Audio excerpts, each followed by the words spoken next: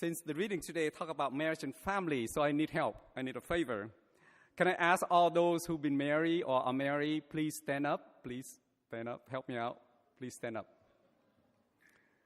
How about a big applause to them? Thank you, thank you, thank you for your yes to God. And for those, please stand. For those who are married 24 years or less, please sit down. But for those who are 25 years and above, please remain standing.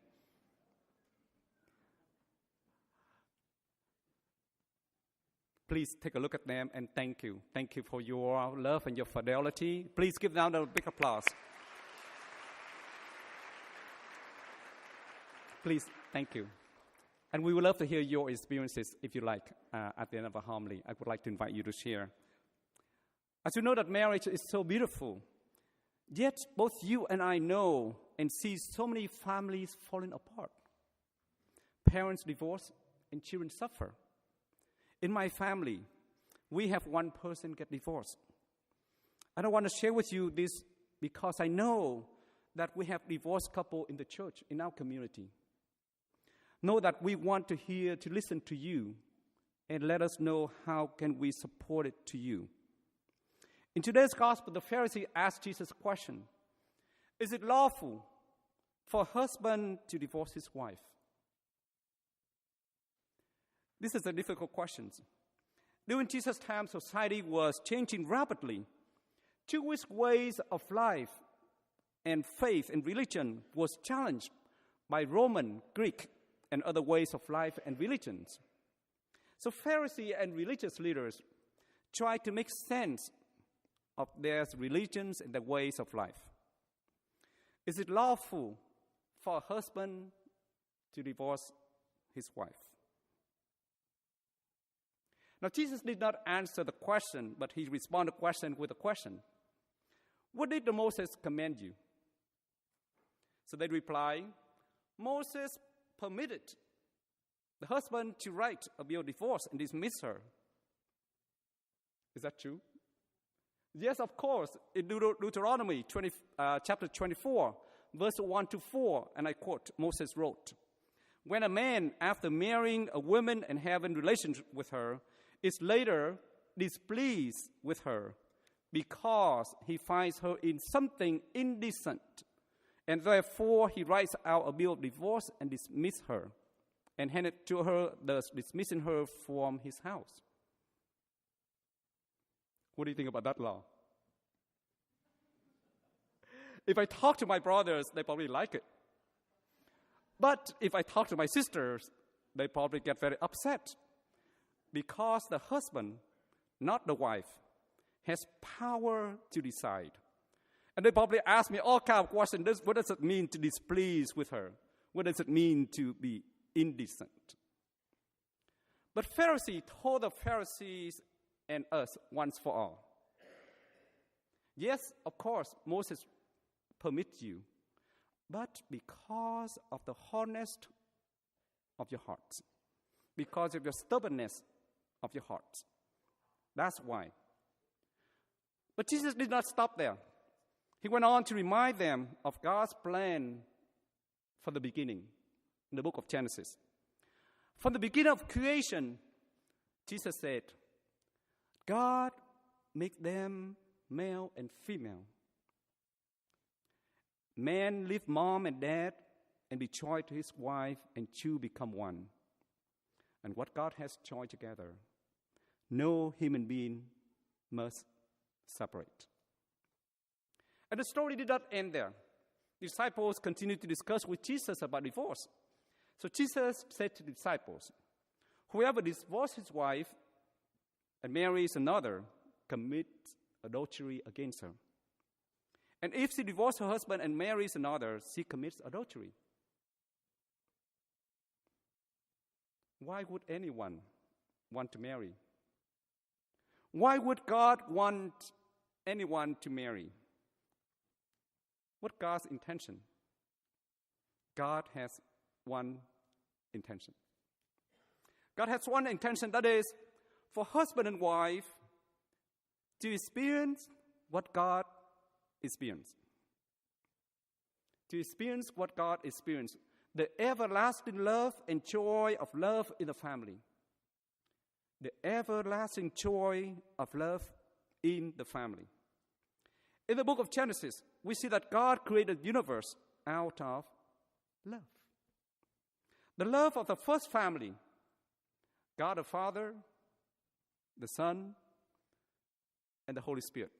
And that love of the first family overflows and kept overflowing like tsunami. God wants to share God's love towards God's creation. And no creation is suitable to God except humans. As the book of Genesis describes, God created human, you and I, in God's image. In the divine image, God created human. Male and female, God created them. We are created in the image and likeness of God. What does it mean that we are created in the image and likeness of God?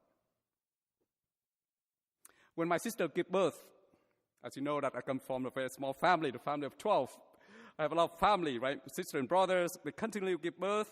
And I hear people comment, oh, she looks like her dad, especially the nose. Or he looks like her mom, especially the eyes. We have God's DNA. And what is God's DNA? L-O-V-E. Love. L-O-V-E, love. The nature of God is love, and his name is Jesus Christ. His love, God's love, overflows to humans. And God wants us to experience what God experienced, the joy of love in God's family. And this love is so unique and radical, everlasting, permanent, and it brings joy. And that's why in today's first reading, we see God arrange the first marriage. God institute marriage and family. The story begins when Adam is without Eve. God say, it is not good for Adam to be alone. So what did God do? God created all kinds of animals, right? Various of animals and birds in the sky, dogs, cats, and birds, and brought it to Adam. And Adam said, no. So God created Eve out of man's ribs. And Adam said, yes. Eve is a suitable partner for Adam. So what is God's intention? God has one intention.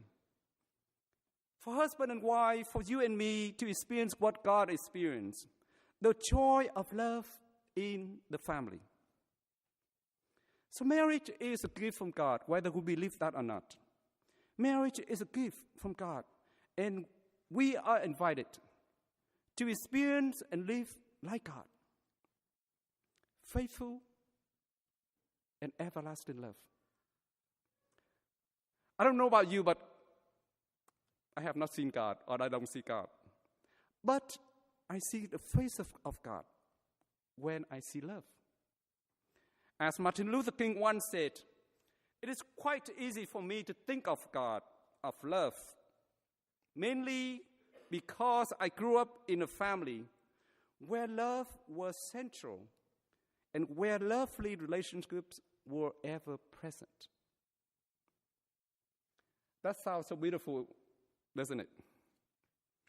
Let me share with you 3 stories to illustrate the joy of love in the family.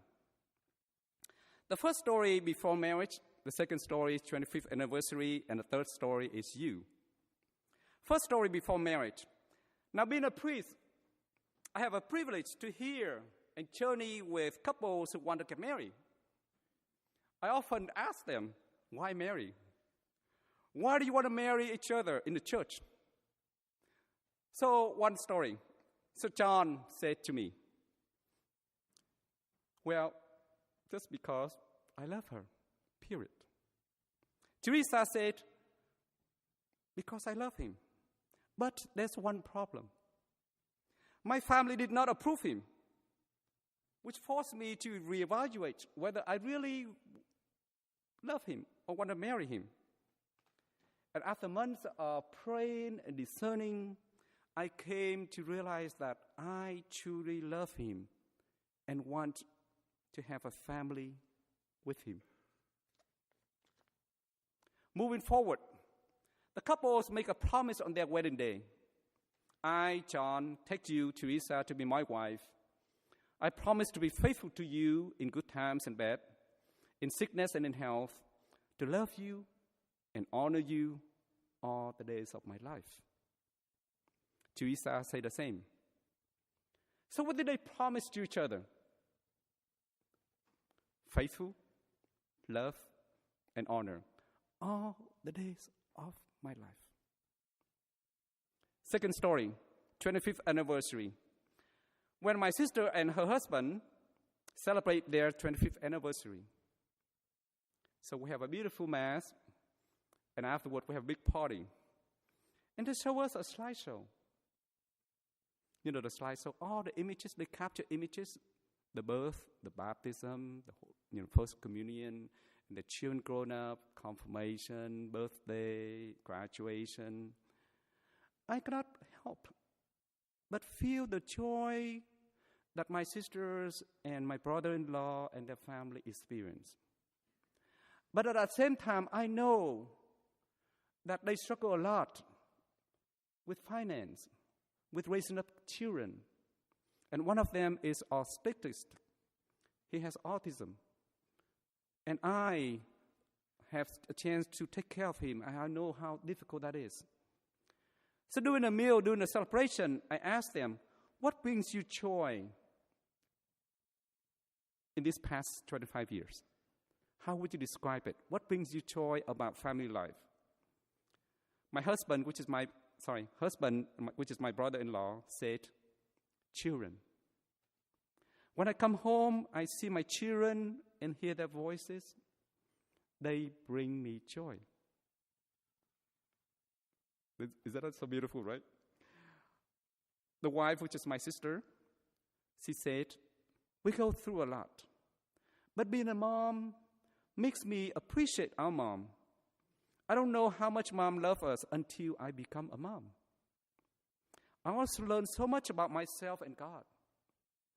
I also learned how to love, how to be patient, how to forgive, how to sacrifice for my children and my husband. The third story is you. I would love to invite perhaps one couple, if it's okay with you, especially for those who have been married 25 years or above, to share in a minute. But before they do that, I would love each one of you turn to someone, share perhaps what brings you joy in your family. We all have family, right? We all have family. And I'm aware that we have a lot of problems and challenges. I'm totally aware of that. Because why? Because I have come from the family of 12. I didn't see and I experienced all kinds of struggle. I'm aware of that. But think about what brings you joy about your own family. And turn to someone and share maybe just 1 minute each. Yeah? Turn to someone and share a minute each. And after that, I would like to invite one couple to share. Is that okay? So please share. Turn to someone and share. What brings you joy in your family? Whether the family you're born in or the family you're married to.